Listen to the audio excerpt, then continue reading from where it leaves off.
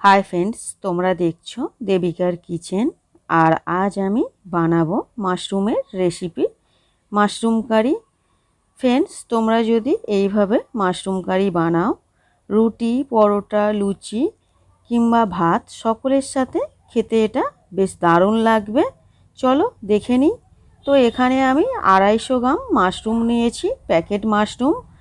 আর মাশরুমটা fresh, তবু একবার পরিষ্কার জলে ধুয়ে নিয়েছি।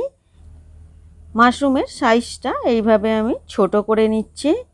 পরের স্টেপে আমি মাশরুমের ম্যারিনেট করে নেব। তো ম্যারিনেশনের জন্য এখানে দিয়ে দিচ্ছি গোলমরিচ গুঁড়ো আর টক দই।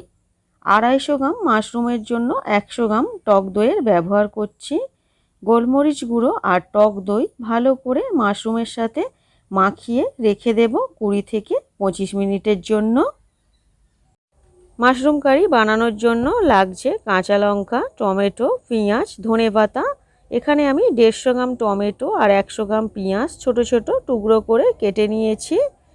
আর ফোড়নের জন্য নিয়েছি তেজপাতা, গোটা জিরা, এলাচ আর লবঙ্গ। তো গ্যাসের ফ্লেম অন করে কড়া বসিয়ে দিয়েছি। কড়ার মধ্যে দিয়ে দিয়েছি সরিষার তেল। তেল গরম হয়ে যেতেই দিয়ে দিয়েছি ফোড়নের মশলা। আর ফোড়নের মিষ্টি গন্ধ বের হতেই দিয়ে দিচ্ছি পেঁয়াজের টুকরোগুলো। যে পর্যায়ে পেঁয়াজের কালারটা চেঞ্জ হতে শুরু করবে সেই পর্যায়ে দিয়ে দেব 1 চামচ রসুন বাটা আর তার সাথে 1 চামচ আদা বাটা। আর দিয়ে দিচ্ছি আগে থেকে কেটে রাখা টমেটো কুচি আর কাঁচা লঙ্কা। সব কিছু ভালো করে নাড়াচাড়া করে মিশিয়ে নেবার পর দিয়ে দিলাম সামান্য কসুরি মেথি। ততক্ষণ মশলাটা কষবো যতক্ষণ না মশলা থেকে তেল ছাড়তে শুরু করছে।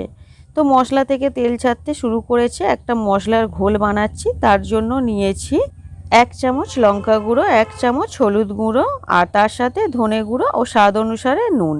ঝালের পরিমাণটা অবশ্যই তোমরা তোমাদের টেস্ট অনুযায়ী বাড়িয়ে নেবে। তো বাটির গায়ে মশলা লেগে আছে, তাই জল দিয়ে ধুয়ে দিয়ে দিচ্ছি। আবারও সব কিছু ভালো করে নাড়াচাড়া করে কষিয়ে নিতে হবে।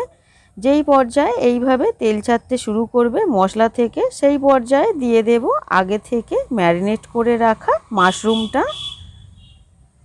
মাশরুমটা দেবার পর আরও মিনিট 4-5 সময় ধরে গ্যাসের ফ্লেমটা লোতে রেখে ঢাকা দিয়ে কষিয়ে নেব। তবে এই পর্যায়ে অবশ্যই মাঝে মাঝে ঢাকা খুলে নাড়াচাড়া করে দিতে হবে যাতে নিচে থেকে ধরে না যায়। ফ্রেন্ডস, তোমরা দেখতেই পাচ্ছ কালারটা কতটা দারুণ এসেছে, দেখেই কিন্তু খেতে ইচ্ছা করছে। তো এখনও রান্নাটা কমপ্লিট হয়নি, সামান্য বাকি আছে। তো এই পর্যায়ে সামান্য জল এর মধ্যে অ্যাড করে দেব, তবে খুব বেশি জল কিন্তু এক্ষেত্রে তোমরাও ব্যবহার করবে না। এখানে আমি প্রায় 150 ml মতো জল দিলাম। তো গ্যাসের ফ্লেমটা মিডিয়ামে রেখে আরও মিনিট 2-3 সময় ধরে বাকি রান্নাটা করে নেব। ওপর থেকে ছড়িয়ে দিলাম সামান্য ধনেপাতা কুচি। তো ফিরে আসছি 3 মিনিট পর। এর মাঝে অবশ্যই একবার ঢাকা খুলে আমি নাড়াচাড়া করে দিয়েছিলাম। দিয়ে দিলাম সামান্য গরম মশলা গুঁড়ো। ব্যাস তৈরি হয়ে গেল দারুণ স্বাদের মাশরুম কারি। তো ফ্রেন্ডস, কেমন লাগলো আমার এই মাশরুমের রেসিপি অবশ্যই আমাকে কমেন্টে জানাবে। দেখা হবে নতুন কোনো ভিডিওতে।